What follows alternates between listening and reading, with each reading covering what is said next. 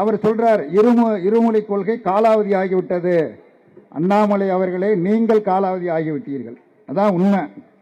தமிழ்நாட்டில் அண்ணாமலையை தவிர்த்து, பாரதிய ஜனதா கட்சியை தவிர்த்து மற்ற அத்தனை அரசியல் கட்சிகளும், இங்கு இருக்கிற கட்சிகள் மட்டுமல்ல, மற்ற கட்சிகள் அத்தனை கட்சிகளும் இந்த இந்தி திணிப்பை ஏற்க மாட்டோம், தேசிய கல்விக் கொள்கையை ஏற்க மாட்டோம் என்று எல்லோரும் அறிக்கை வெளியிட்டிருக்கிறார்கள், கண்டனத்தை தெரிவித்திருக்கிறார்கள்.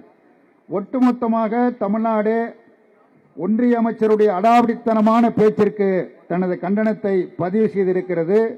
இன்றைக்கு அறிவிக்கப்பட்டிருக்கிற போராட்டம், ஆர்ப்பாட்டம் என்பது முதற்கட்ட ஆர்ப்பாட்டம் என்றுதான் அறிவிக்கப்பட்டிருக்கிறது என்பதை நாம் எல்லோரும் கவனத்தில் கொள்ள வேண்டும். ஆகவே ஒன்றிய அமைச்சர் இப்படி சொல்லியதற்காக நாட்டு மக்களிடம், தமிழ்நாட்டு மக்களிடம் பகிரங்கமாக அவர் மன்னிப்பு கேட்க வேண்டும்.